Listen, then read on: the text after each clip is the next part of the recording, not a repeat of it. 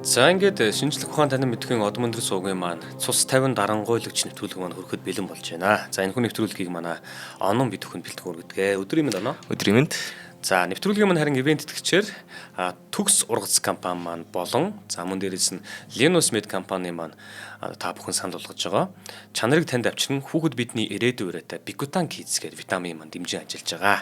За тэгэхээр өнөөдрийн цус 50 дарангуйлагч нэвтрүүлгээр бид бүхэн Карибын тэнгисийн орнууд руу ер нь бол очино. Тэгээд өмнө нь одоо манай хөтлөгч Зандаа болон бид хоёрын хамтран хөргөж ийсэн нэг Мирабалын эгч дүүс гэдэг нэг дугаар байсан. Тэгээд тэр дугаарыг үзсэн хүмүүс бол зарим нэгэн санджиж магадгүй. Үзээгүй хүмүүс байх юм бол ер нь бол одоо нөгөө нэг болж бүтэхгүй зүйлийн эсрэг дуурсан нэг айлын одоо юм 3 эмхтэй эгч дүү гурав лөө тийм байдаг. Тэгээд тэр гурвын одоо ирээдүй өөрсдийнх нь бас зориг тэгэл тэр нэг дарангуулын эсрэг дуурж исэн тэр зүйлийн талаар ярьсан. Харамслан тэд бүхэнд бас маш хүнд хөв заяа тохиодгоо. За тэгвэл тэр хүүхд бүсгүүчүүд зөвхөн нэг гэр бүл дээр бодоход л тийм одоо хүнд хөв заяа гарч ирдэг байхгүй. Тэгэхээр ер нь бол тэр улсыг одоо тэгж цуснд нь хутгаж исэн аимшиг дарангуулагч болох Трухило гэж байгаа энэ хүний талаар ярих гэж байгаа. За өмнө бид одоо нөгөө Карибын тэнгист байдаг Испаниола арлын Хаити улсын дарангуулагч Франсуа Деволагийн талаар ярьж байсан. Харин энэ удаад Испаниолын арал дээр байдаг нөгөө нэг улс болох Доминикан бүгд найрамдах улсын дарангуулагчийн талаар ярих гэж байгаа. За улсын талаар хурдхан нэг ерөнхий мэдээлэл өгөхөд нийслэл Санто Доминго хот нь Христофор Колумбын анх газардсан Америк дахь анхны Европын суурин гэж тооцогддог. Тэгээд 1844 онд Хаитигаас салж тусгаарл технологи зарлаж ирсэн байгаа. Тэгээд тэд нэр чихрийн нишинг, кофе, какао, гадил жимс зэргийг экспортлдог. Байгалийн баялагын хувьд алт никлэр маш их баян. Хүн ам 11 саятай. Тэгээд нэгэн эдийн засгийн хувьд баян ядуугийн ялгаа асар их байдаг. Тэгээд хэдийгээр нөхцөл байдал хүнд боловч сүүлийн хэдэн жилүүдэд бүс нутагта хамгийн сайн өсөлттэй улс болоод явж байгаа. За дарангуулагчийн талаар хэлэхэд бол Рафаэль Леонайдс Трухио Молина 1891 онд Сан Кристобал гэдэг жижиг тосгонд төрсэн. 11 хүүхэдтэй айлын 3 дахь хүүхэд нь аав нь цэргийн албанд ажиллаж байснаа шууд ингээ ажилтан болсон. Ээж талаасаа Франц Хаити гаралтай. Тэгэхээр ээж нь бол Ирлиз гэж хэлж болно. Тэгээд энэ гарал ухсаагаа бол нуухыг байнга оролдож байдаг байсан. Тэгээд энэний тухай ам нисэн хүнийг бүр гэмт хэрэгтэн болгож шоронд оруулдаг. Тэгэхээр одоо бага наснаас нь л өөрт нь нэг юм трама гэдэг ч юм уу нэг юм байх нь тийм юм байна. Тийм юм чинь томроод хүч гарт нь орсон цагт өөрийнх нь нэг юм юу гэдгийг нэг юм юу болчихж байгаа шүү дээ нэг юм эргүүлээд тэр үндэснийхээ эсрэг ч юм уу эсвэл тэрний эсрэг ч юм уу ингээд хийх нэг юм бүр юм бухссан нэг юм болчихж байгаа шүү дээ Тийм. Ээж нь Хаити гаралтаач гэсэн Хаити хүмүүс бол маш их үзий яддаг байсан. Хайр сүмний ялгаатай байдаг байсан. Одоо Доминикан чихийнх нь бор аждаг хүмүүс байдаг. Харин Хаити нь арай хар аждаг хүмүүс байдаг. Тэгээд эдгээр бие биенийг ердөөсөө үзэж харддаг маш харамсалтай байдیں۔ Тэгээд багасаа бол энэ амар нилээд зүтгэлтэй амбицтай байсан харагдаж байгаа байхгүй юу? Яг гэвэл өөртөө ингэ янз бүрийн одон медаль хийж тэгээ ингэртэй зүх ёсол хийдэг байсан юм билээ. Өөрөө жоохон бахта 5 6 настай бахта. Тэгээд одоо баян чинэлэг бол айлд төрж өсөөгүй. Тэгээ хөдөөний айлд нэмгэн боловсрол эзэмшиж өссөн байгаа. Тэгэд нэг хэсэг чихрийн нишингийн тариланд харуулаар ажиллаж байснаа сүүлдээ буруу замаар ороод 44-ийн хэмээх гэмт бүлэгт нэгдэжсэн. Тэгээд тэд нэртэйгээ өхрийн хулгай, хурамч чек хийх, тэгээд замын дэрэм хийж шорон оронд орж явсан байдаг. Тэгээд Туркийг залуу байхад Доминикан улс хүнд бэрх үеийг тулж илаа.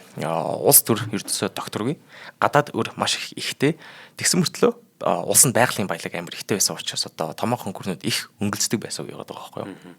Тэгээд Туркийг 30 нас арай хүрээгүй байхад нь хэд хэдэн удаагийн хувьсгал гарах гэж үзэжсэн. Тэгээ эцэст нь 1916 онд Америкийн нэгдсэн улс цэргийн хүчээр эзэлж авч исэн. За эндээс Турки чинь нэг дэг журамгүй өнгөрөө залуу байснаа маш сахилга баттай цэрэг болох эхлэн тавьсан байдаг. За Америкчууд эмх журам дуртай байдлыг сэргээхээр Доминиканы үндэсний гвардийг байгуулахад 25 настай Туркио элсэн орж илоо. Тэгэд нэг жил орчмын хугацаанд бага тэслэгч хүртэл дэвшиж ягаад Америкийн цэргийн сурагчдад ихээр таалагдах болж исэн. Тэгэд 3 жилийн дараа Ахмад, тэгээ тэрнийх дараа 5 жилийн дараа хошууч залтай болж байгаа байхгүй. Тэгээд энэний дараа нэг удахгүй Америк Доминикан хоёрын хооронд инх тайвны хилцээр болж исэн. Тэгээд Америк цэргүүд Доминиканыг орхин гарах шаардлагатай болсон. Тэгээд Трухиог маш их итгэлтэй, найдвартай хүн байна гэж үзээд цэргийн өндөр албан тушаалд үлдээж байгаа байхгүй юу. Тэгээд тэр шинээр сонгогдсон ерөнхийлөгч Хоресо Васкезийн дэргэд бригадын генерал Доминиканы үндэсний цагдаагийн дарга болж исэн. Энэ бол улсдаа одоо цэргийн хамгийн өндөр албан тушаал гэж хэлж болж байгаа. Цэрэг болон цагдаагаа хамтд нь удирдахаар болцсон юм байна те. Тэгж байгаа. За. Тэгээ бидний өмнөх нэвтрүүлэг дээр ч одоо тэгэл цэргийн өндөр том албан тушаалтай хүн л одоо ирээдүйн ерөнхийлөгч дарангуйлагч болоод байгаа. Тэрэндээ ямар ч ялгаагүй нэг жишээ байна. Бараг л бууг хэн барьж ийн л гэж байгаа шүү дээ те. Тийм, бууг хэн барьж байна. Тэгээд энэ дэр бол маш их шууд анзаарагдана. Яг гэвэл одоо эдийн засгийн хямрал, авилгын хэрэгээс болж Васкезийн засгийн газар маш муу нэртэй болж исэн. Тэгээд нэр хүнд нь унжихад нь Рафаэл Истерия Урения хэмээх нэг босгочдын удирдагч гарч ирж байгаа. Ерөнхийлөгч энэ босгочдыг шууд цус урсган дарах тушаал өгж байгаа байхгүй ерөнхийд. Тэнгэр төрхиё энийг нь эсэргүүцээд энэ одоо иргэний дайн шиг юмд нь аль ч талд орохгүй хүлээн зөвшөөрчихсэн. Тэгэхээр яг ингээд голтоо зогсчихж байгаа. Тэнгүүд ерөнхийлөгч одоо өөрийнхөө цэргүүдийн эрх мэдлэгүй болчингууд шууд одоо босгочдын өөдөөс дуурч чадахгүй болохоор улсаасаа хөөгцсөн байдаг. За тэгээд 1930 оны 2 дугаар сард Рафаэл Истерия Урения төр засгийн газрын ерөнхийлөгч боллоо.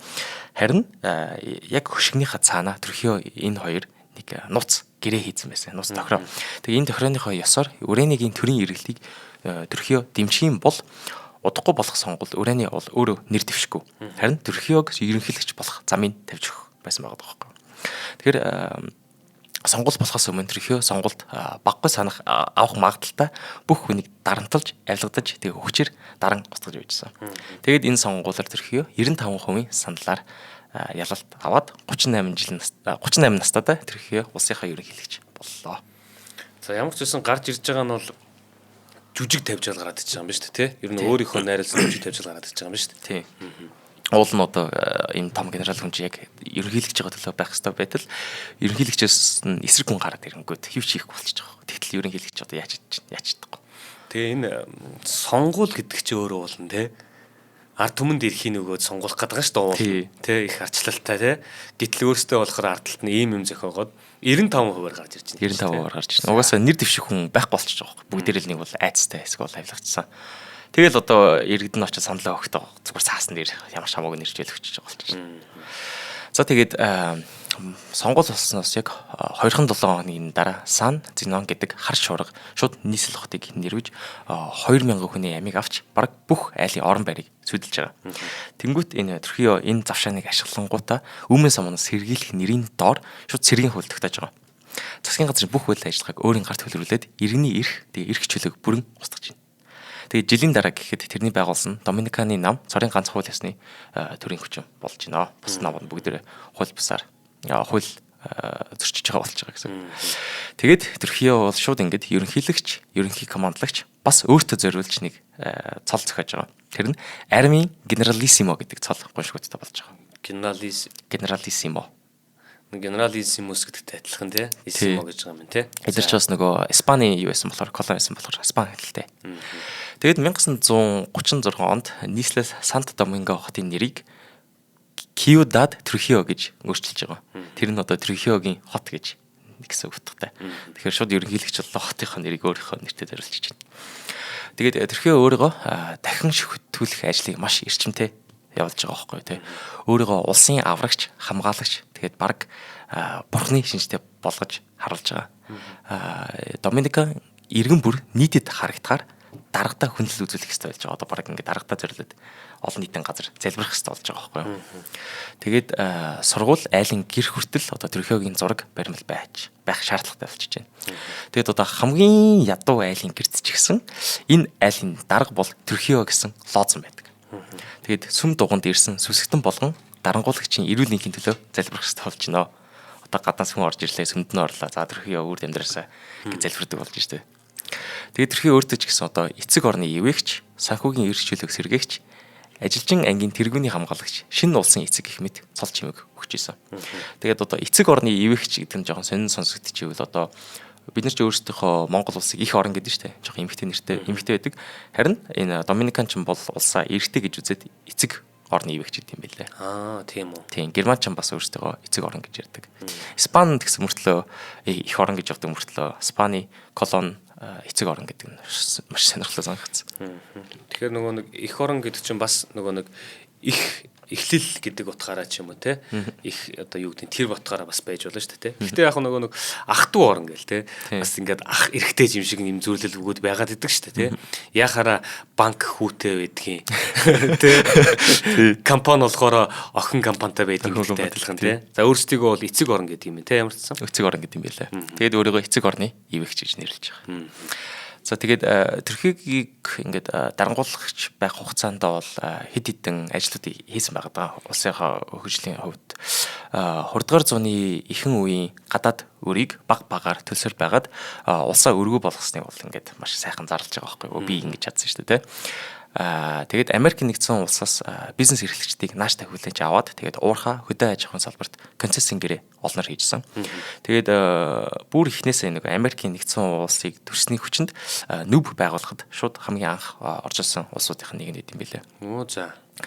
Тэгээд Туркигийн үед Доминиканы эдийн засаг доктортой өсөлттэй байсан нь бол үнэн байгаа байхгүй юу? Гэхдээ түүнийг мэдээлэхдээ туулын ихээр дэгцүүлж зарлж исэн.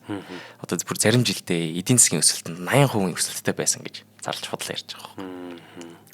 Уул нь нэг дажгүй улсаа хөгжүүлээд зам бид нар бариад байна, нэмлэг нар бариад байна, дархачлалтын аяма хийгээд байдаг.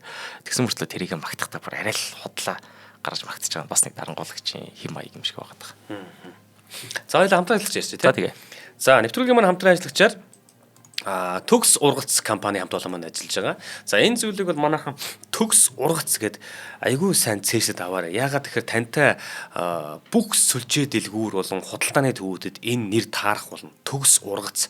За ялангуяа манайхны хамгийн их одоо юу гэдгийг нарийн ногооны салаад ч гэдэг юм уу одоо тэр нөгөө нэг өгөрцөй болон помидор орсон салаадууд хийж иддэг үе маань бол одоо яг шинэ жилийн үе болон цагаан сар гэдэг юм тэмдэглэлт баярууд байгаа гэдэг штэ. Мөн дээрэс нь эрүүл хооллолт гэдэг ч юм уу иймэрхүү өглөөний одоо шинэ ногооны салаад малаад хэргэлдэг хүмүүс маань бол байнгын өдөр тутмынх нь хэрэглээ байгаад идэг.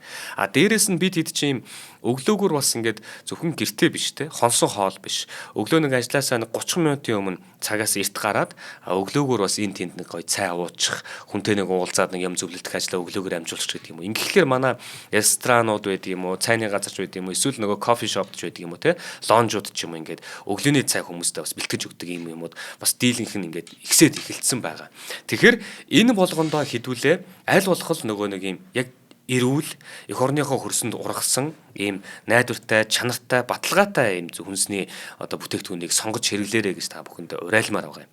За тэгэхээр ер нь бол ингэж байгаа. Бид хэд ч ингээл би сая сүүлд гурилан дээр гэхэд л тэгжээлээ. Монгол улс дотоодынхоо гурилны одоо үйлдвэрлэлийн те одоо 100-ны хэдэн хувийг нь ч гэдэм үү 100 байтугай хувийг нь хангах хүчин чадлын үйлдвэртэй гэж байгаа байхгүй Монгол улсын одоо гурилын үйлдвэрүүдийн тоог бодглохлоор мөн дээрээс нь одоо хүнсний хувьцал гэдэг ч юм ингээд нэмэлтээр дахиад үйлдвэрүүд нь гарч ирж байгаа. Ингээд энэ үйлдвэрүүдийн зүгээр нэг салбарыг нь аваа зөвхөн гурилан дээр бодоход шүү дээ. Монгол улсын нийт хүн амын 1 жилийн гурилын хэрэглээг бүр хангалттай хэд дахин нуглаад үйлдвэрлэх чадaltaй хэмжээний ийм чадaltaй үйлдвэрүүд манай Монголд байгаа. Гэтэл дээрээс нь нөгөө нэг гаднаас импортер гурил авна гэдэг ч юм уу те одоо хэдэн мянган тонноор нь гурил авна гэдэг ч юм хэдэн сая тонноор нь авна гэдэг ингээд төрн гэрээ байгуулчихдаг юм байна л да. Энэ нь өөрөө нэг талдаа Монголдо хангалттай үйлдвэр нь байгаад хад яга гаднаас юм аваад байгаа. Энэ өөрөө нөгөө үндэсний үйлдвэрлэгч нарыг зүгээр шууд л галрууд үлгэж байгаа хэлбэр байхгүй тийм шүү дээ. Манай одоо үйлдвэрлэгч нар маань өөрсдөндөө үйлдвэрлэлээ зах зээлээ нэгдүгээр хангачаад түүнээсээ илүү гаргаж чадж байгаагаа бүр экспортлмаар байдаг. Ингээд ахад л төр засаг нь өөрөөсөө ингээд нэг сонин шийдвэр гаргаа те гаднаас ингээд гурил импортлж оруулж ирээд байдаг. Энэ өөрөө ерөөсөө Монгол хүний үйлдвэрлэж байгаа юмыг ницаагаад байгаа юм шиг юм айгүй сонин хэлбэр байхгүй юу? Яагаад ч юм бодол гараад байдیں۔ Тэн чин яагаад бүр би ингээд сая гурилан дээр жишээ аваад энэ салбарыг яриад байна гэхэлэр хүнсний аюулгүй байдал гэдэг өөрөө үндэсний аюулгүй байдалтай хамаардаг зүйл. Хүний хоол унд хэрэглээ тэр одоо хүнсний ногоо гэдэг ч юм уу те. Гэтэл бид нар ингээд энэ тэнд тарж байгаа одоо ногоо үйлдвэрлэгч гэдэг энэ хүмүүс маань улсынхаа зах зээлийг хангах хэмжээний чадaltaй байгаад хахад нэмээд дахиж гаднаас хүнсний ногоо оруулж ирээд ингээд нөгөө үйлдвэрлэх процесс болон те тариа тарих процесс гэдэг юм уу энд салбараас олж болох хүмүүс маань ингээд тэр тоглолтоос ингээд гарч яваад өөр бизнес руу анхаарч гэдэг юм. Ийм болгоод бид нар ингээд идэх юм биш үсттэй. Үүний чинь ганцаар шалтгаан юун дээр байна гэхээр те нэг гэхэн зүйлээс бүх юм хамаарах юм. Тэр нь жишээлбэл би Та багхгүй юу? Би тэдвэн штэ. Дэлгүүрт ороод тэр төр засаг ч гэдэм үү дээгүүр ямар ч шийдвэр гаргаж ирсэн падли байхгүй. Энд ингээд заяа 2000 төгрөгөөр одоо нэг өгөрцийг зарчил гэж бодъё. Энэ талд нь 3000 төгрөгөөр үндэсний үйлдвэрлэгч юм өгөрцийг байлаа гэж бодъё. Гэтэл би 2000-аар авах уу 3000-аар үндэсний үйлдвэрлэгч авах уу гэдэг дээр л уулна Монгол хүн. 2000 байна уу 1000 байна уу тэрнээс гой сайхан үнэтэй байна хамаагүй эх оронч хандаад тэр 3000-аар ч хамаагүй үндэсний үйлдвэрлэлийн ямиг авах нь өөрөө тэр гаднаас орж иж байгаа импортыг багасгах юм. Дээрээс нь Монгол улстай үйлдвэрлэж байгаа үндэсний үйлдвэрлэгч нарыг одоо хөл дээр нь тогтоход цаашдаа ингээд үндэснийхаа хүнсний аюулгүй байдлыг Монгол улс өөрсдөө дотооддоо хангадаг байхад гол хүчийг нь өгөх юм. Тийм учраас нийт худалдан авалт хийж байгаа та бүхнийгаа те зүгээр одоо тэр үнийн хувьд бол би мэдэхгүй байна л да. Гэхдээ зүгээр л та сонголт хийхдээ 1 секунд 2 секунд анзаараад үндэсний үйлдвэрлэгчийн тэр үндэсний хөрс ногоонд ургасан тэр зүйлээ аваарай л гэж хүсэх гээд байгаа. Энэ өөрөө маш их оронч үйлдэл шүү. Бид нар нийтээр ингэдэг болчих юм бол бас тэр гаднаас импортлох хэрэгцээ байгаа ч үгүй ч үү те тэр шийдэж чадах байхгүй. За тэгэхээр түүнтэй адилхан одоо бүр ингэж байгаа. Дэлхийд нөгөө нарийн ногоо үйлдвэрлэдэг одоо гэдэг юм уу тэр үйлдвэрүүд чинь дөрвөн үйлрэлт те одоо юу гэдэг нэмэх төчөөс хасах төч аль нь ч одоо температурт нь ингээд жигд ажиллах боломжтой ямар ч юм температурын өөрчлөлтгүйгээр бүтээгдэхүүний гац нь өөрчлөгдөхгүйгээр ийм дөрвөн үйлрэлийн хүлэмж гэдэг юмуудыг дэлхийд дээр чинь ингээд хийгээд тэгээд тэр нарийн ногоо нэтэр юм уу хийгээд байгаа. За тэгвэл яг манай Монгол улсад яг энэ төгс ургац компани хамт олон маань тэр дөрвөн үйлрэл тасралтгүй тариалт хийж чаддаг. Тэгээд яг нөгөө нэг нэмэх төчөөс хасах төч хүртэл хэмд амтд өргөс тэмэх улаан лойлыг хэрлэгчтэй хүргэж байгаа. Энэ нь гадны орчны нөлөөллөөс үл хамаарч ургацсан авдаг ийм одоо хүлэмж байгаа байхгүй. Тэгэхээр энэ хүлэмжнээс гарч ирсэн эх орныхоо өргөс тэмэг болон улаан лойлыг та бүхэн маань бүх сүлжээ дэлгүүрүүд болон худалдааны төвүүдээр үйлчлүүлж явахдаа авах боломжтой. Төгс ургац гэдэг нэр бичсэн байгаа. За мөн дээрээс манай энэ лайв дээр энэ бүтээгдэхүүний маань одоо сав баглаа бодол бүх юм харагдаж байна. Тэгэхээр та бүхэн мань ороод сонгохдоо ерөөсөө яг энэ төгс ургац компанийхаа өргөс тэмэх улаан лойлыг ялангуяа сонгоод аваарай гэж хүсмээр байна. Мөн дээрээс нөгөө түрүүний хэлж байгаагаар өглөөний цай бэлтгэдэг лаунж гэдэг юм уу, эрүүл хооллолтын клуб гэдэг юм уу, одоо юу гэдгийг те ресторан, зоогийн газар та бүхэн маань ялгаа байхгүй улаан лойл өргөс тэмхээ одоо төгс ургац компаниас маань сонгоорой гэж хүсье. 72 22 11 99 гэсэн дугаар. 72 22 11 99 гэсэн дугаарлуу холбогдоод манай төгс ургац компани хамт олонтой хамтран ажиллаарай гэж хүсэж байна. За ингээд Монгол хүн маань Монгол бүтээгдэхүүнээ сонгоод Монгол үйл ажиллагаа эрхэлж байгаа монголчууд маань Монгол компани бас ингээд сонгоод хамтран ажиллаад нэг нэгнийгээ хэдүүлээ дэмжиж явцгаая гэж та бүхнээс хүсье. Баярлалаа. Тэгээ мөнгөс шинжлэх ухааны танин мэдхүйг дэмжин ажиллаж байгаа төгс ургацын хамт олонтой талархлаа илэрхийлье. Баярлалаа. Баярлалаа. За өргөжлөлөө. За тэгээд 1933 онд Америк нэгдсэн улсын ерөнхийлөгч Франклин Делано Рузвельт сайн хөршийн бодлого гэж явуулжсан. Тэр нэрийн дор одоо Латин Америк орнуудыг өөрийн чиг шугамдаа оруулж байгаа байхгүй юу. Яагаад гэвэл одоо Америкийн хувьд хөрш улс коммунизмын эсрэг бамбаал байвал одоо толгойд нь чөтгөрсөн уу, сахиус нэнгэр сууно хамаагүй байсан байгаа байхгүй юу. Тийм учраас одоо ихэнх нь л чөтгөр гарч ирж байгаа шүү дээ. Тийм учраас одоо Доминиканд Трухио тэгээ Хайтид эцэг хүү дүүл гарч ирж яхад бол тэднийг дэмжээл явж исэн. Ийм дарангуулагч нар одоо ингээ Америкаас юу авч ийна гэх ингээд бол зүгээр л бизнес тэгээ санхүүжилт авчиж байгаа байхгүй юу. Тэгээд ийм их хэмжээний хөрөнгө оруулалт хийж Трухио бүр хагартлаа баяжиж исэн. Тэгээд 1950 он гэхэд одоо Трухио дэлхийд дээгүүр орох баян хүмүүсийн нэг нь болсон байгаа. Энд дэр чинь нэмээ Трухио тэгээд бүтэн гэр бүлийнх нь байгаа штэ. Нийтийн албан тушаалт ирнээсээ дэлхийн хамгийн баячуудын нэг аа. Ерөнхийлөгч хүртлөө тий. За тэгээд хөрш одоо Хэйти улстайгаа маш их одоо тэр хоёрын харилцаа одоо тун адармаатай төвхтэй байсан байгаа даахгүй. Яг гэвэл Хэйти тал нь илүү ядуу тэгээ голдуу хар иртэй хүмүүс байсан. Бүгд Трухио өөрөө нэг арьс өнгөний үзэлтэй бодлого баримталдаг байсан байгаа даахгүй. Тэгээд улсаа цагааруулахыг маш их хүсдэг. Тэгээд цагааруулах гэж хэд удаа оролдож ирсэн байлээ. Одоо нөгөө дэлхийн 2 дугаар дайны дараа нацизмын хавчлаганд өртсөн 100 мянган еврей буюу жүүдүүдийг хүлээн авах санал тавьж исэн билээ. Тэгтэл тэнцээс 700 хүн л очсон гэдэг. Одоо яагаад очив гэхээ судлаа үзэхээр одоо энэ Доминикан ч бас нэг янзын дарангуулагчинд ороо байсан учраас ямар ч жүүд хүн тийш очих хэрэгтэй тий. За тэгээд 1936 онд Трухио Хэйти ерөнхийлөгч Стенио Винсенттэй уулзаж хөлийн маргааныг зогсоох хэлцээр хийжсэн. Гэтэл ердөө 1 жилийн дараа заяа. Тэрхүү Өмнөд Америк тивийн түүхэнд хамгийн цус хядлагыг үйлдсэнийг Яншугийн хядлага гэдэг. За. Яншуг нэг урмал байдаг шүү дээ. Тийм. Нэг сарын хугацаанд цэргүүд хил дагуу амьдарч байсан бүх бараан хайртай хүнийг олж хядчихсан.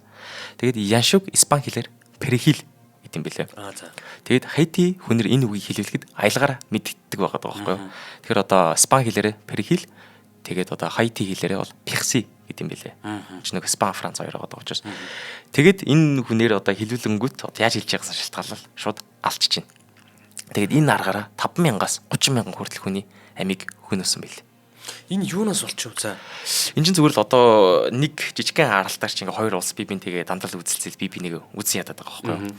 Тэгээд энэ Туркияч өөрөө бас нөгөө хитич нэр үзэн яддаг харагддаг хүмүүсийг үзэн яддаг учраас за одоо яг яагаад явж ингээ алдсан нь бол шалтгаан нь яг сайн мэдэхгүй байгаа даа. Гэхдээ шууд очивол хил дээр амьдарч исэн 30,000 хүнийг алдчихж байгаа. Тэгээ энэ чи одоо яаж Хаити хүн байна уу эсвэл одоо Доминикан хүн байна уу гэдгийг ялгаж байгаа нь акцентээр нь ялгаж штэ тийм. Тэгэхээр энэ хүмүүс чинь хил дагуу амьдарч байгаа бие бинтэйгээ дандаа ярилцж байгаа уулзж байгаа хүмүүс чинь одоо Доминикан байна уу Хаити байна уу ялгаа байхгүй штэ. Тийм учраас энэ шалгалтаар одоо алж ийн гэдэг нь бол амар хэрцгий утгагүй алга байгаа байхгүй. Доминикан одоо тэр испанаар ярьж байгаа ч юм уу те. Тиймэрхүү хүмүүсийг алаад байгаа юм те. Юу одоо Франц хэлтэй хүмүүсийг алаад байгаа. Пиксил гэдэг. Тийм. Тэнгүүд одоо нөгөө перехил гэж испанаар хэлж байгаа хүмүүс нь одоо алах хэсэг хүмүүс нь байгаа байхгүй. За. Нэгдүгээрт арьс өнгөөр дээрээс нь тэр нөгөө байрлал бүс нутгаар нь те. Ингээд гал ухсаагаар нь ч юм уу ингээд хэд ажиллаа шүү дээ те. Тийм. За тэгээд одоо нөгөө энэний дараа олон улсын шахалтар төрөхөө 525,000 Америк доллар нөхөн төлбөр төлөх болж исэн. Уул нь бол 725,000 Америк доллар юм байлээ. Гэхдээ бодитоор төлсөн нь 525,000 доллар. Тэгэд энийг одоо 30,000 хүнд хуваагаад үзэхээр одоо баг нэг хүний $17 5 цент болж байгаа байхгүй юу? Нэг хүний амийг төлж байгаа нь уу? Тийм. Гэхдээ арай багаар 5,000 хүн амнасаа алдсан гэж үзэх юм бол $105 болж байгаа. Тэгээ Хаити улс өөрөө бас амар авилганд гүн идэгцэн байсан учраас нэг хүнд 2 цент очсон гэдэг. Одоо нэг хүний амийг те одоо гэр бүлийн гишүүн халагдсанд нь үр дүнд нь 2 цент очиж байгаа байхгүй. Гэхдээ тэр нь одоо тэр хүн дээр очсон очиог нь бараг тодорхой биш. Бараг л очиаг баг. За тэгээд тэрхио Венесуэл улстай мөн гүнзгий хагаралтай байсан юм билээ. Тухайн үед Венесуэлийн удирдагч Ромула Бетанкур гэж одоо Латин Америкт шилдэх ардчлагчдын нэг байсан бөгөөд Трухиогийн хүний эрхийн зөрчлийг маш хурцаар шүмжилж исэн. Тэгээд Доминикаас хөгжиж гарсан хүмүүсийг олноор нь орнолж байж исэн билээ. Тэгээ үүнд Трухио туулын ихээр хорсож байсан. Тэгээ Бетанкурыг их орныхоо нийслэлд явж байхад нь цувааг нь дэлбэлж илээ. Гэхдээ Венесуэлийн ерөнхийлөгч энэ халганд бол хүнд түлэгдсэн. Гэхдээ амьд гарч исэн. Тэгээ үүнээс болоод одоо Америк тивийн улсуудын нэгдсэн байгууллага Доминиканд дипломат хориг тавьж исэн. Тэгээ хөрш улсууд нэг нэгээрээ тэднээс холбоогоо тасалж исэн. За Америк тивийн улсуудын нэгдсэн байгууллага гэж юу вэ гэх юм бол одоо Өмнөд Америк, Хойд Америк хоёрын нэгдсэн бүх улсуудыг нэгтгэсэн одоо байгууллага гэдэг юм байлээ. Одоо Европ шиг. Тэр чинь одоо нэг хим хэмжээг тогтоож байгаа ч юм уу те ингэх гэдэг шүү дээ те. Тэгээ мэдээж тэнд бол нөгөө нэг илүү голчлон одоо нэгдсэн үндэсний байгууллага аюулгүй байдлын зөвлөлийн орнууд гэдэг шиг те. Тэр чинь одоо нэгдсэн үндэсний байгууллагад илсэн орнуудаасаа дахиад тусдаа дахиад дээд шатны чимшиг байгууллагууд байгаад улсууд байгаад байгаа шүү дээ. Тэрнтэй адилхан бас тэд нар нөгөө дотооддоо эхлээд яриагаа хийчээ те. Дараагийн тойрог дээр яриагаа хийгээ. Тэгээ дараагийн тойрог дээр яриагаа хийж л байгаа л да те. Чи би биндээ хяналт тавьж байгаа одоо бас одоо эдийн засгаар харилцаатай байдаг улсууд л учраас. Тий. За тэгээд Сибав мужид Мирбалынхан хэмээх нэгэн айл амьдардаг байлаа. Тэдний Патрия, Минерва, Мария Тереза хэмээх 3 охин боловсралтай, зарчимтай, үнэнч католик бүсгүйчүүд байсан. Харин Туркиогийн дэглэм нь өөрөө бол шууд эмэгтэйчүүдийг дуулууртай, чимээгүй, номхон дарга байхыг шаарддаг байсан байгаа байхгүй. Тийм учраас 1950-ад оны сүүлээр Мирбалын эгч дүүс дарангууллын эсрэг хүчтэй дуу хоолой болж илаа. Тэгээд эгчдүү 3-ын дотороос Минерва Марибал Санта Домингогийн их сургуулийг хуулийн мэргэсээр төгсөжсэн. Тэгээ хожим нь улсынхаа анхны эмэгтэй төгсөгчдийн нэг нь байжсэн. Тэгээд Туркид хамгийн ихээр арслан тэмцэж байсан бол энэ Минерва одоо энэ айлын 3 дахь охин. Энэ айл бол өөрөө 4 охинтой байсан. Тэгээд Диди гээд бас нэг 2 дахь эгч нь байсан. Энэ эгч нь бол арай нэг энэ өрсөлдөж тэмцээгүй гэр бүлийн хүүхдүүдийг хараад арай нэг тустай байсан юм байл. Ар гэрийг хамгааж ирдэг байсан. Тэгээд Мирбалын гэр бүл бүхэлдээ дарамт шахалт сөрдөлт өртөж Минерва бүр нэг удаа хэлс хэрэгээр шоронд орж илоо. Тэгэд мөн тэрнийг эрдмийн зэргийг хамгаалаад байхад хуулийн мэргэжлэр ажиллахыг хориглож исэн. Тэрхий одоо эмэгтэйчүүд ингэж ажиллаж болохгүй. За диплом авсан надаа хамгаалгал гэж байгаа байхгүй юу. Тэгэд энэнд бол шууд Минервагийн улам уур хүрээтэй эсэргүүцэл улам хүчтэй болсон байдаг. За тэгэд удалгүй Патрия, Минерва, Мари Тереза нар нөхрөдтэйгээ Трухиогийн эсрэг нууц хөдөлгөөнд идэвхтэй оролцож эхэллээ. Тэгээ Мирбалын эгч дүүс нууц үйл ажиллагаагаа Las Mariposas гэдэг энэ орчуулах юм бол эрвэхэнүүд гэсэн нэртэй байдаг. Тэгээд тэд нар одоо ухуулаг хуудас тарааж бүлгийн уулзалтуудыг энд тэнд зохион байгуулна. Тэгээд дэглэм хүчрхийл авилгын талаар маш их одоо илтгэл тавьж ярьдаг байсан. Гэвч Трухио бол одоо угаасаа өөрийнхөө нууц цагдаагийн албатай. Тэгээд тэр нууц цагдаагийн албанд энэ мэдээлэл нь бүгдэнд нь Трухиогийн шууд чихэнд нь хүрдэг байсан байгаа гэдэг. Тэгээд 1960 оны ихээр Мирбалын 3 эгч дүүсийг нөхрөд нь хамт баривчилж харгас зэрлэгийг ирүүдэн байцаажсэн. Гэвч одоо олон улсын дарамт шахалт орсон Трухио хэдэн сарын дараа эгч дүүсийг сулсан боловч нөхрүүдийг нь шоронд нь одоо зовоож тамалж үлдээжсэн билээ. Барьцаалж үлдээжсэн тий. Тэгээд Трухио өөрөө ч гэсэн нэг удаа надад 2 асуудал байна. Нэг нь сүм, нөгөөх нь Мирбалын эгч дүүс гэж хэлж байсан. За тэгээд 1960 оны 11-р сарын 25-нд 36 настай, 34 настай, 25 настай Мирбалын эгч дүүс шоронд хоригдож байсан нөхрүүдээ эргэжгээд буцаад уулын замаар явж байхад Трухиогийн нууц цагдаа нар замыг нь хааж зогсоолоо. Тэд эгч дүүгорыг шууд жолоочтой хамт чихрийн нэшингийн талбайд аваачаад залуу сайхан эгч дүүс мөн жолооч Руфиног мунаар зодож гар хөлийг нь хугчин яргалсаар эцэст нь боомлон хөнөөсөн. Тэгээд одоо осол гэж харагдуулахын тулд шууд зохицнуудыг машин дотор хийгээд тэгээ хасцын эргэлтэй хэсгээс түлхэн унгасан байдаг.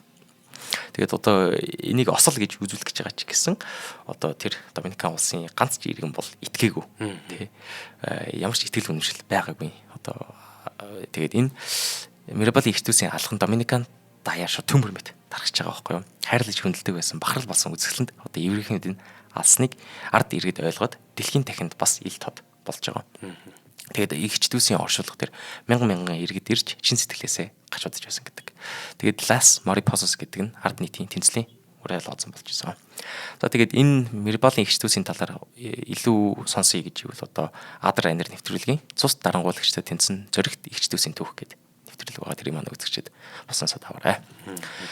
За тэгээд энэ бүх үйл явдлаас болж нэгэнт хөдөлшгүй бат бөх байсан Трухиогийн эрх мэдэл 1961 оноос гахаж эхлэв байна. Мөн энэ үед Америкийн нэгдсэн улс Доминикан улсын одоо Big Boss гэж нэрлэдэг байсан.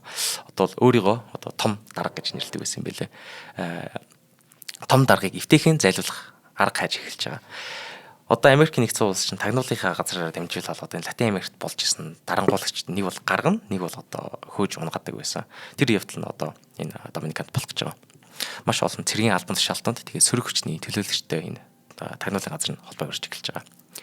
Тэгээд 1961 оны 5 дугаар сард генерал Антонио Имберт Баррера, генерал Хуан Томаз Диаз, Антонио де ла Маца, Амадо Гарсиа Герреро зэвсэглэж Трухиогийн амьдралын зуршил явдал судлыг судалж эхэлж байна. За энэ бол маш аюултай ажилчтай тий.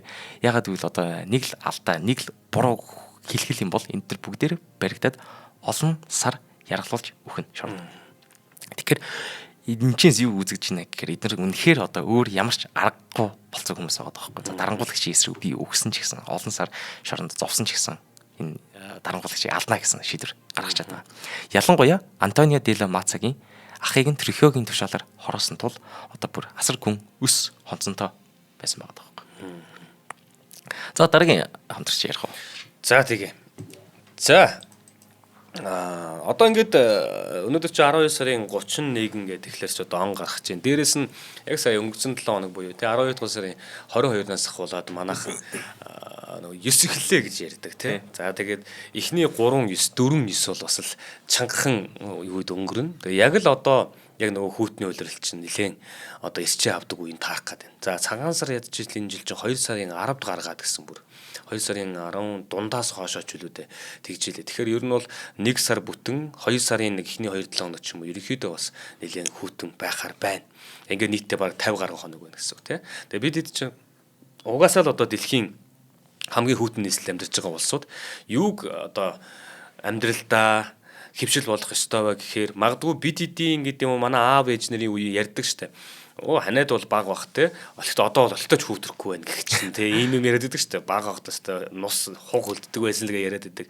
Гэтэ тэр чинь яг тухайн үеийн хүнс тижэл тэгээ мэдээж тэр хүмүүсийн амьдарч исэн одоо агаарны хувьд гэхэд чинь бидний одоо амьсгалж байгаа агаар болон тухайн үеийн агаар усны гэдэг ч юм уу те. Энэ бүх зүйлс бас ондоо байсан байж магадгүй.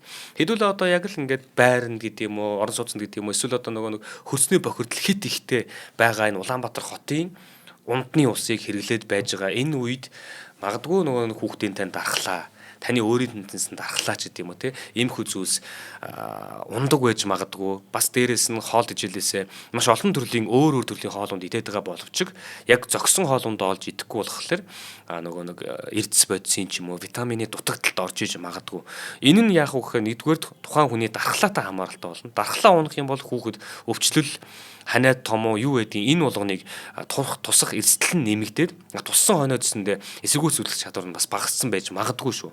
Ялгаагүй хүн одоо нөгөө хүн гэлтгүү хүүхэд гэлтгүү те том хүн гэлтгүү хүүхдүүд маань ч гэсэндээ ийм нэмэлт хэрэгцээтэй байнга авч явах ёстой эрдэс бодис витамины дутагдал байдгийн биш үсттэй.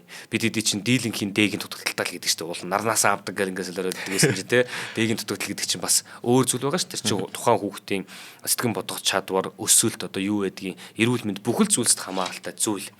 Тэгэхээр өнөөдрийн бид бүхний дэмжин ажиллаж байгаа газар маань Linus Med гэх газар байгаа. Тэгэхээр мэдээж танд би санал болгох юм. Тэ санал болгоно. Тэгэхээр та бүхэн маань мэдээж өөрт нь таарах уу хэрэгцээтэй хэрэггүй юу гэдгийг те энэ болгоны тунгааж агаад мэдээж худалдаа авах хэрэгтэй байх. За амин дэмэр баялаг өвөл гэсэн урайтай хүүхэд багчуудын дархлааг дэмжих олон төрлийн амин дэмүүд ашигтай бактери эрдэс бодисыг нэг дор агуулсан нийлмэл найрлагатай 4 төрлийн бикутан гэдэг хүүхдийн витамин байгаа юм. Тэгэхээр энэ витаминыг танд одоо санал болгож байна. Ер нь бол одоо Health Point гэдэг эмийн сан байдаг. Health Point-ийн эмийн сангууд болон бусад бүх эмийн сангуудаар худалдаалагдаж байгаа. Тэгэхээр Bikutan Kids гэдэг энэ Bikutan гэдэг энэ хүү витамин бол төрөний хэлдгээр те хүний биед болон хүүхдийн биед хэрэгцээтэй байгаа тэр эрдэс бодисуудыг яг зохих тунгаар нь агуулсан ийм л зүйл. Тэгэхээр энэ витамин энэ гэхээр ямар нэгэн эмчийн одоо жороор гэдэг юм уу те эмчээс зөвлөгөө авах гэдэг юм уу иймэрхүү зүйлс бас тийм их шаардахгүй. Одоо мэдээж авахаа болох юм бол эмийн сантайгаа зөвлөлтөйгөө ч юм уу ингээд аваад хэрэглэх боломжтой. Ийм зүйл байгаа даа шүү. За тэгэхээр Linus Med компани маань чанарыг танд авчирна хүүхэд бидний ирээдүйн өрөөтэй Bikutan Kids танд ойрхон бүх эмийн сангуудаар худалдаалагдаж байгаа нэ. Амун дээрэс нь H.Cig.mn гэдэг сайт байгаа. Дээрэс нь H.Point Loyalty гэдэг аппликейшн байгаа. Та ингээд энэ ер нь бол ингээд сошиалор ингээд захиалаад ямар нэг хэлбэрээр авчих юм бол танд шууд хүргэлт нь бас яваад очдөг юм байгаа шүү те гэх мэтчлээ. За тэгээд энэ заавал нөгөө нэг улирлын чиглэлгүй би зөвхөн улирлын холбоотой боловцсон болохоос биш бид нар хавар улирал солигдоход дархлаа ундаг гэдэг түүнийгээ дагаад нөгөө нэг жоохон өвдөлтөлтөө байсан шүтэн хүртэл агаад өвдөд гараад ирдэг те улирал солигдох үед гэх мэтчлээ.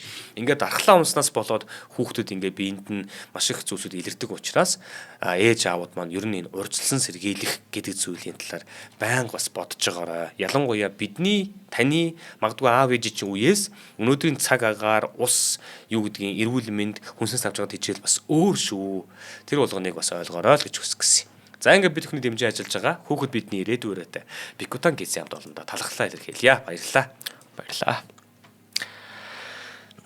За тэгээд 5 сарын 30-нд ерөнхийлөгч Трохио нийслэл Трохио хотоос Chevrolet машиндаа суугаад жолоочийн хамт гарлаа.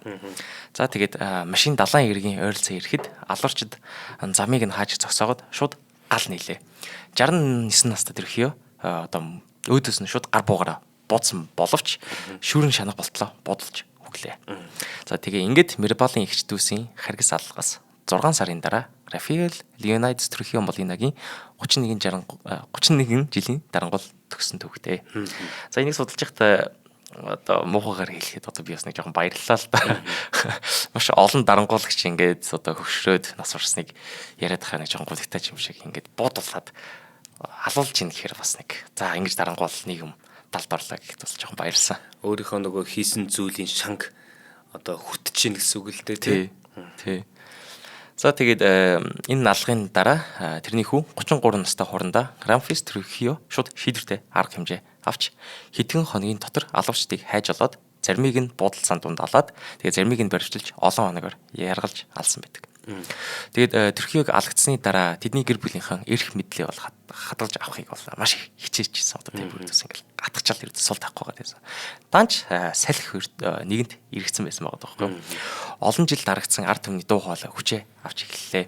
Тэгээд Трюхиогийн дараа олон жил одоо тэрний баруун гар байсан бэлэгвэр ерөнхийлөгч албагшиж байсан. Тэгээд ард түмэн Трюхиогийн гэр бүлийг зайлуулахыг хүсэж байсныг мэдээд шууд зориг гарган тэднийг зайлахыг шаардсан.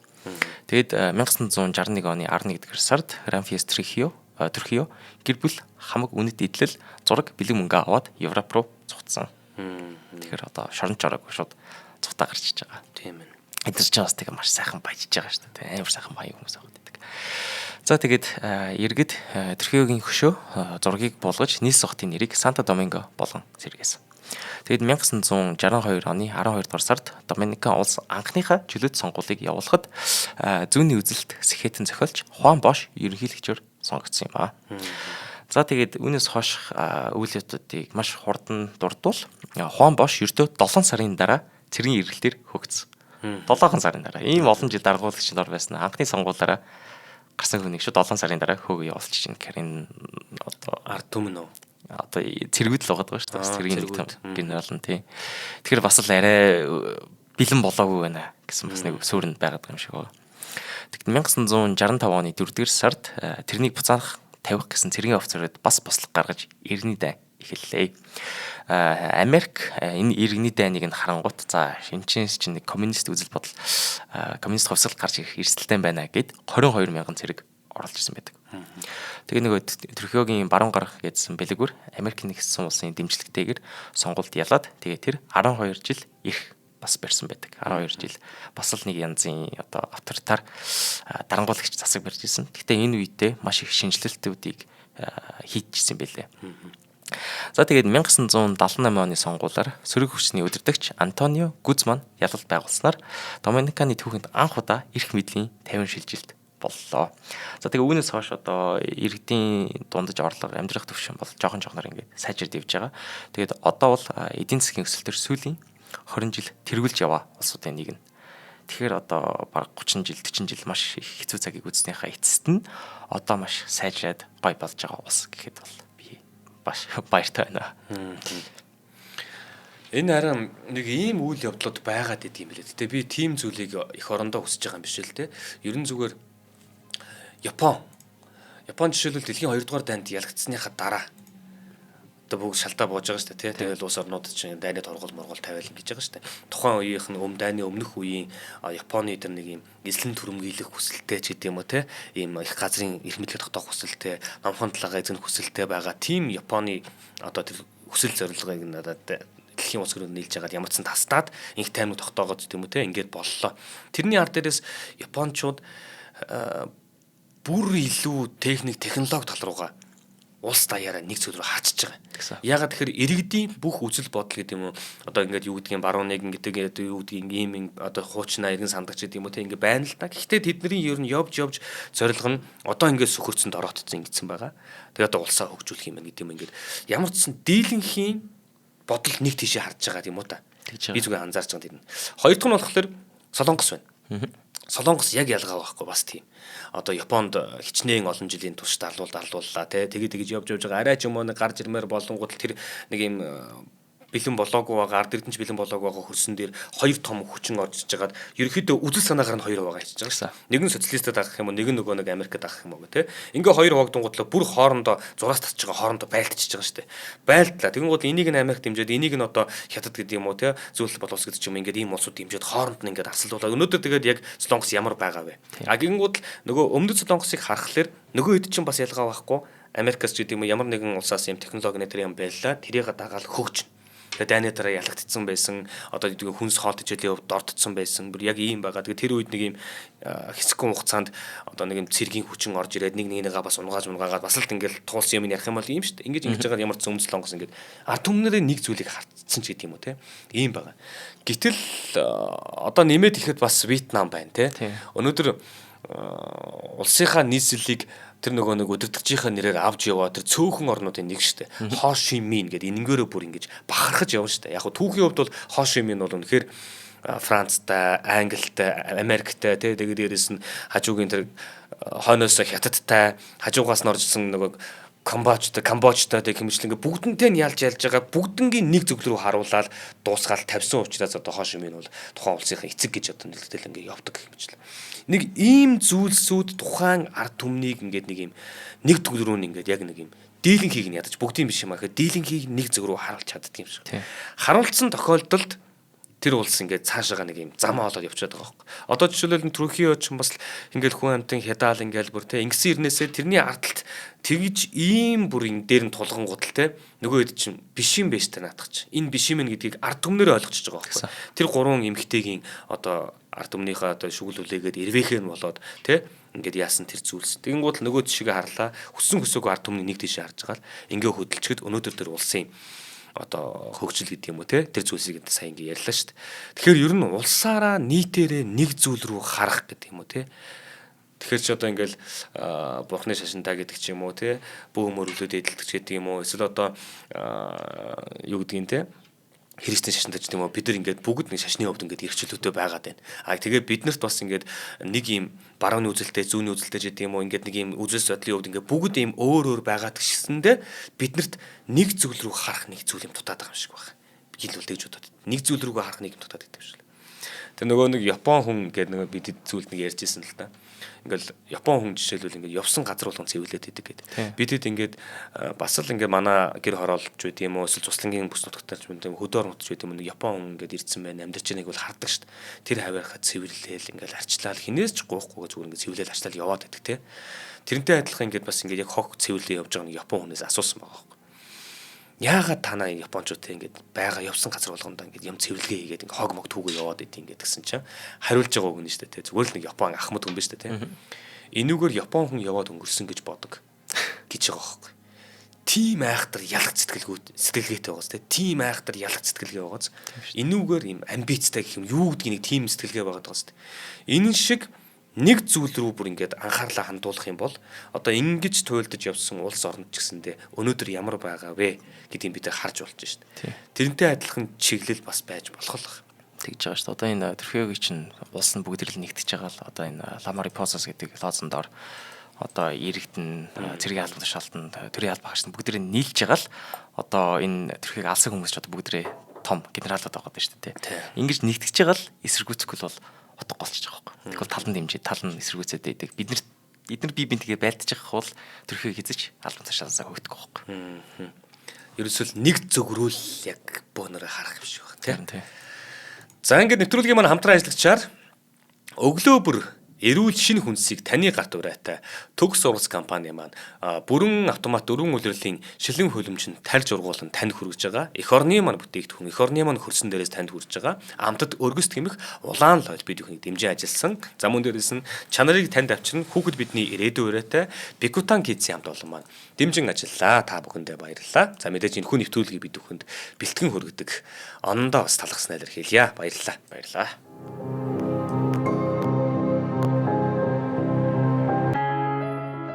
Нэвтрүүлгийг хүлээн авсан Нарны аймгийн монголчуудтай баярлалаа. Одмондөр сувг нь энэ мэдчлэн таны мэдхүйн мянган нэвтрүүлгийг 2026 оны 7 сарын 1 хүртэл та бүхэндээ хүргэх юм. Их хэлээрээ шинжлэх ухаан танин мэдхүйг түгээхийн үлсэд нэгтгэх хүсвэл та бидэнд хандив өгөх боломжтой. Жилдээ ганцхан удаа 100 мянган төгрөгөөр биднийг дэмжснээр шинжлэх ухаан танин мэдхүйг түгээх энэ үйл хэрэг амжилттай үргэлжлэх юм. Одмондөр нэр дээрх Худалдаа өвчлийн банкны дансага 4191 тэг 4518. Та 100 мянган төгрөгөөр шилжүүлэхдээ гүйцэтгэлийн утга дээр нь өөрийн нэр болон утасны дугаараа заавал бичээрэй. 100 мянган төгрөг хандалснаар Одмондөр сувгийн алтан гишүүн болох юм а. Шинжлэх ухаан танин мэдхгүй Монголд ялах болтугай.